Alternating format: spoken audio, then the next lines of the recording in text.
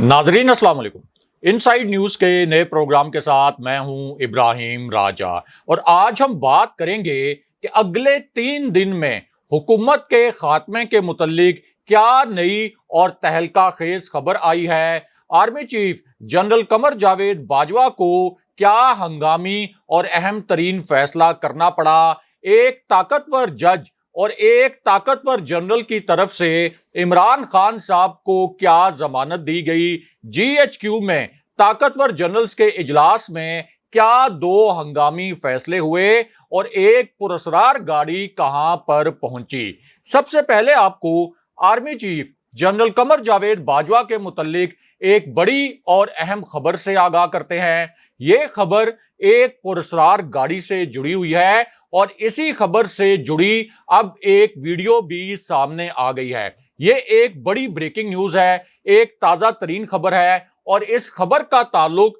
ना सिर्फ army chief general Qamar Javed Bajwa से है बल्कि यही खबर जीएचक्यू के ताकतवर जनरल से भी जुड़ी हुई है, क्योंकि अब जीएचक्यू के 2 हंगामी और अहम तरीन फैसले सामने आए हैं। अब चूंकि इस खबर से जुड़ी एक वीडियो भी सामने आई है, इसलिए इसी खबर ने सोशल मीडिया पर भी तहलका मचा दिया है और इस खबर से जुड़ी इत्तलात पर बड़ी गर्मा गर्म किस्म की बहस की जा रही है। और ये जो खबर है ये असल में वज़ीर-ए-आज़म हाउस के करीब इंतहाई अहम नोयत की और इंतहाई हसास नोयत की अमारत में होने वाली एक खुफिया सरगर्मी के मुतल्लिक है। यानी एक इंतहाई हसास नोयत की सरगर्मी वज़ीर-ए-आज़म हाउस के करीब एक अमारत में की गई और ये एक ऐसी सरगर्मी थी जिसे पहले मंजरे आम पर नहीं लाया गया। 2 मखसूस वजूहात की बिना पर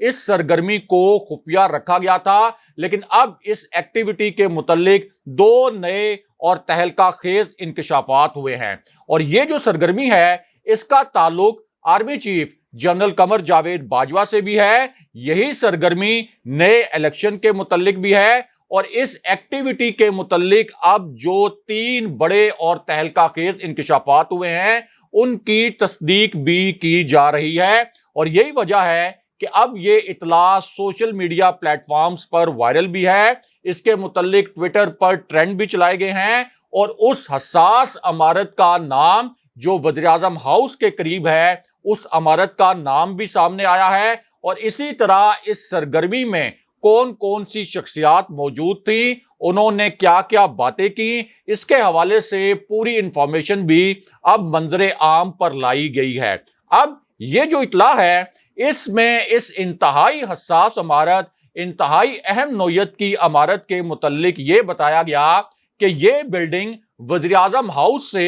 500 गज के फासले पर है। अब जो रेड जोन है वहां वज़ीर-ए-आज़म हाउस के करीब सुप्रीम कोर्ट की इमारत भी है, इसी तरह पार्लियामेंट हाउस भी है, ऐवान सदर भी है, दफ्तर खारजा भी है और गैर मुल्की सफारत खाने भी रेड जोन में कायम है। यानी जहां वज़ीर-ए-आज़म हाउस है, जिस इमारत की ये बात की गई कि ये इमारत वज़ीर-ए-आज़म हाउस से तकरीबन 500 गज के फासले पर है। अब इसी हसास इमारत में होने वाली जो एक्टिविटी है इसके मुतल्लिक इत्ला एन उस वक्त आई जब अचानक ये खबर आई कि 2 अहम शख्सियात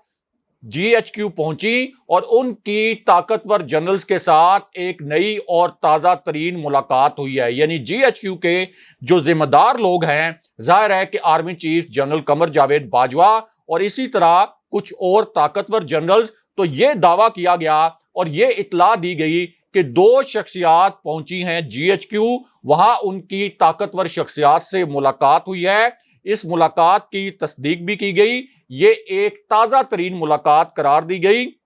और ये मुलाकात असल में उस मुलाकात से मुख्तलिफ थी जिसके मुतल्लिक हमने आपको बताया था कि तहरीक इंसाफ के 3 रहनुमाओं ने पेशावर से एक हेलीकॉप्टर में फ्लाई किया था और फिर ताकतवर शख्सियत की मौजूदगी में अगले इलेक्शन के लिए और निगरान हुकूमत के क़याम के लिए मुज़ाकरात हुए थे। लेकिन जिस इत्ला की और जिस मुलाकात की हम बात कर रहे हैं ये एक इंटायरली डिफरेंट किस्म की मुलाकात थी और पता ये चला कि अब जो मुलाकात हुई थी ये निगरान हुकूमत में 2 अहम तरीन वज़रा के ओहदे किनको दिए जाएंगे ان دو شخصیات کی طاقتور حلقوں سے ملاقات ہوئی۔ اب ایک طرف یہ نئی اطلاع آئی اور دوسری جانب ڈی چوک کے قریب یعنی وزیر اعظم ہاؤس کے قریب ایک انتہائی اہم نوعیت کی عمارت میں ایک طاقتور شخصیت کی سرگرمی کے متعلق بہت بڑا دعویٰ کر دیا گیا اور ایک بہت بڑی اطلاع بڑی تیزی کے ساتھ پھیلی۔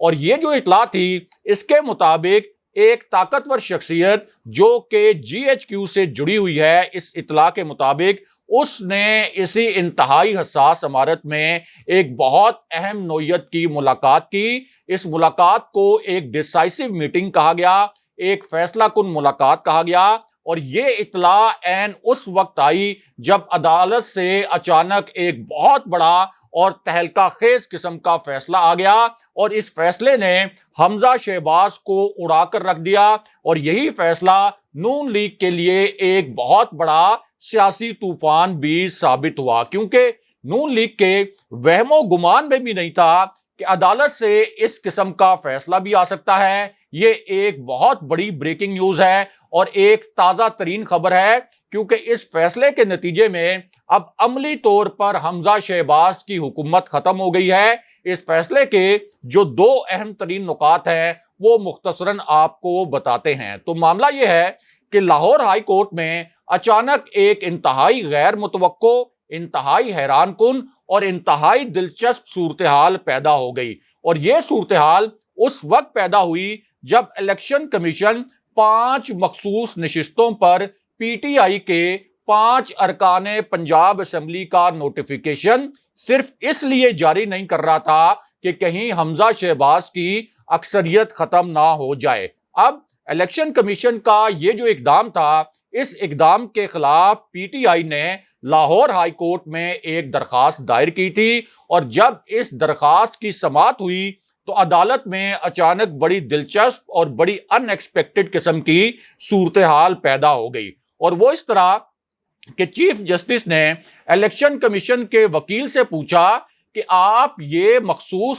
نشستوں کا جو نوٹیفیکیشن ہے اس کو پروسیس کیوں نہیں کر رہے؟ اس حوالے سے پروسیس یعنی جو آپ نے عمل درآمد کرنا تھا وہ کہاں پر ہو رہا ہے؟ اور اگر کوئی پارٹی الیکشن کمیشن کے پاس نہ بھی جائے تو تب بھی الیکشن کمیشن کا کام ہے کہ وہ مقررہ مدت میں فیصلہ سنا دے۔ اب یہاں پر تحریک انصاف کے جو وکیل تھے ان کا کہنا تھا کہ الیکشن کمیشن جان بوجھ کر اس معاملے کو لٹکا رہا ہے، لیکن اس کے بعد عدالت نے ایک غیر معمولی اور غیر متوقع قسم کا فیصلہ سنا دیا جو حمزہ شہباز پر بجلی بن کر گرا، اور عدالت نے یہ فیصلہ سنا دیا کہ الیکشن کمیشن مخصوص نشستوں کے حوالے سے 2 دن کے اندر فیصلہ کرے، یعنی 2 جون کو اس معاملے پر فیصلہ کر دیا جائے۔ اور اس کا مطلب یہ ہے کہ اب مخصوص نشستوں پر تحریک انصاف کے 5 ارکان پنجاب اسمبلی منتخب ہو جائیں گے،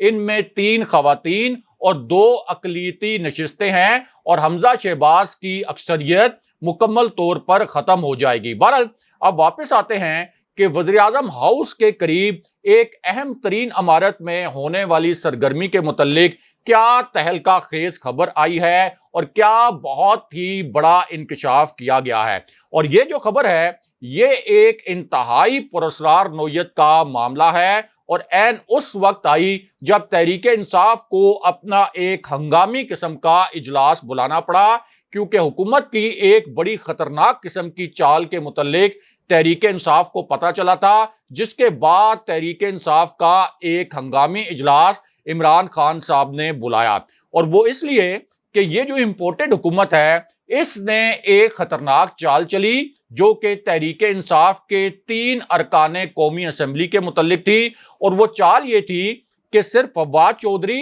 شاہ محمود قریشی اور شیریں مزاری کے استعفے منظور کر لیے جائیں تاکہ تحریک انصاف تقسیم ہو جائے، تحریک انصاف میں دراڑ آ جائے۔ لیکن اس کے بعد ہوا کیا؟ ہوا یہ کہ تحریک انصاف کا جو تازہ ترین اجلاس ہے اس میں فیصلہ یہ کیا گیا کہ تحریک انصاف کی جو قیادت ہے اس نے اپنے تمام ارکان کو کہا کہ وہ استعفوں کی تصدیق کا